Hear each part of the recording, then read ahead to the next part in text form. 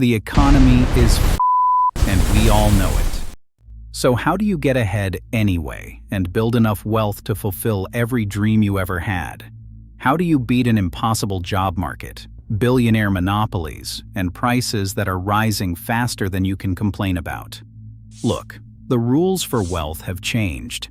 A degree and a 9-to-5 isn't getting you that house you want. But if you stick around, I'll show you the exact blueprint you have to follow. Before we start, let me be real here. I've got nothing to sell, no coaching, no bullshit. Just facts.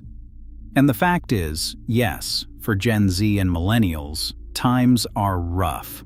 The housing market and the job market have never been this bad. But at the same time, more normal people are getting rich than ever before. In the past, it took at least 20 to 30 years to amass your first million. Now, there are people doing it in 1 year. The rules have changed. So, what changed exactly? The boomers had their money rules, like Rich Dad, Poor Dad by Robert Kiyosaki and The Richest Man in Babylon by George S. Clason. Those rules worked. That generation accumulated $77 trillion in household wealth. Crazy, and those exact same rules are still being taught today in schools, by your parents, and by every finance bro on TikTok. We've all heard them a million times, right? But they don't work anymore. Something fundamental changed, and most people have no idea what it was. So what exactly were those rules? Rule 1. Save 10% of your income. The Richest Man in Babylon, 1926. Pay yourself first. Take 10% off the top. Put it away. Don't touch it. Here's the world that rule was written for. Savings accounts yielded 3 to 5%. Housing was roughly 25% of take-home pay, and a dollar held its value because it was pegged to gold. Just think. Half their paycheck was disposable income, and compound interest was much higher. Now millennials spend 45% of income on rent before anything else. Real wages have been flat since 1979. 10%. Sure. Right after the rent, the grocery bill that's up 30% since 2020, and the student loan that just came back off pause. 10% of what, exactly? Rule 2. Build a career, stay loyal, get rewarded. 1 employer, 1 pension. You give 40 years, they give you security. That was the deal. Median job tenure in the US private sector is now 3.5 years. The pension is gone, replaced by a 401k that shifts all market risk onto you. The promise of corporate loyalty ended around 2008 and never came back.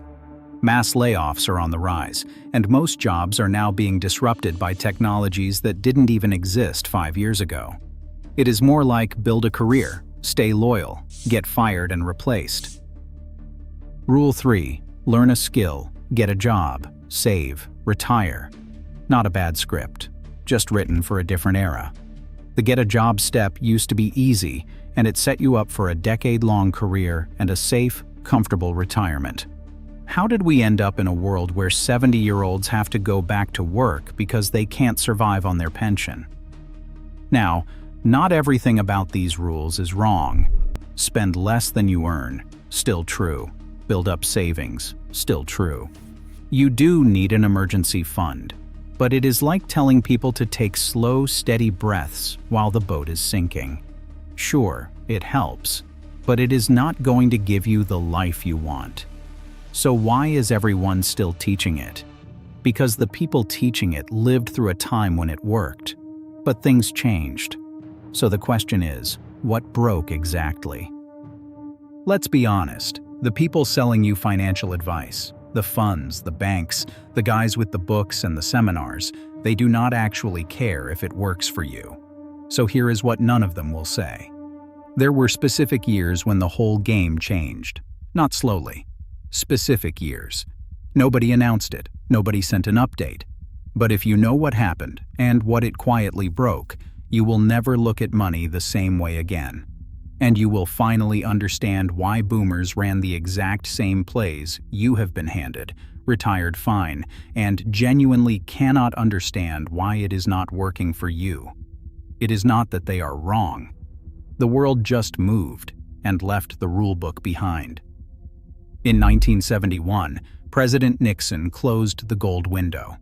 The dollar became a managed currency.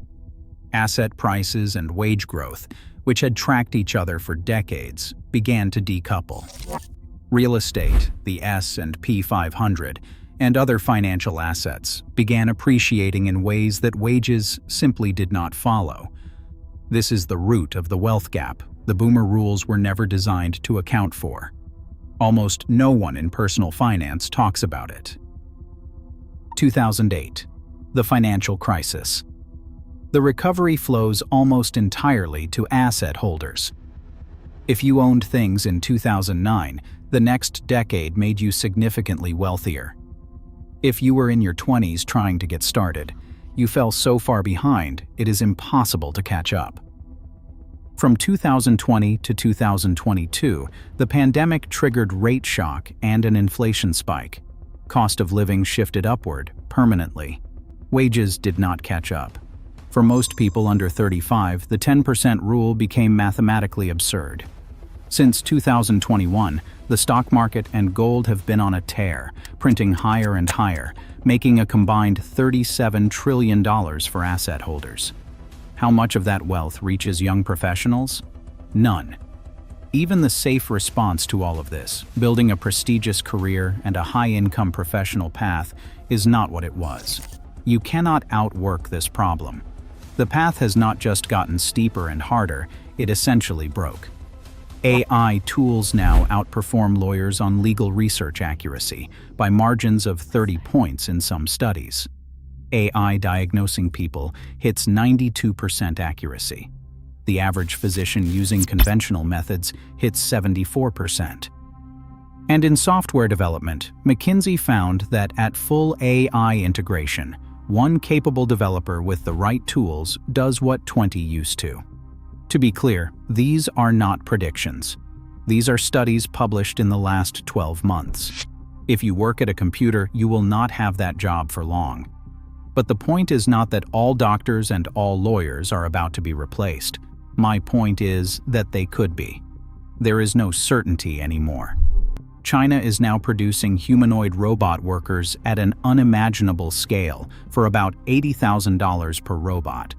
These robots can do engineering and construction tasks 24/7 and cost less to produce than a single yearly paycheck. How long until this entire industry is replaced too? I have seen a lot of young people fall for the FIRE movement, work around the clock in your 20s, then retire in your 30s.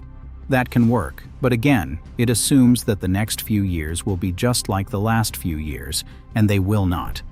So what does a real strategy look like when everything changes and nothing is safe? When I was windsurfing, I learned a simple lesson. You are not in control. When the wind changes, it changes. It does not care about your plan. Adapt or fall off the board. The skill is not in predicting the wind or trying to dominate the wind. It is learning to adapt faster and riding the waves as they roll in. And so the rules for this new age are on the same level. Adapt and get ahead, or fall behind and suffer. So, how do you make sure you can always adapt, and how do you get ahead, specifically? Asset 1. Social intelligence. Social intelligence, the ability to move people, to persuade, to be the person a room actually listens to. In a world where machines are taking over cognitive work, this is the one thing that does not transfer. It cannot be automated. It compounds with age and practice. And here is the thing most people miss. It is a multiplier. Every domain you apply it to gets more productive. Sales, leadership, negotiation, relationships, it amplifies all of it. Asset 2. A real network, not LinkedIn.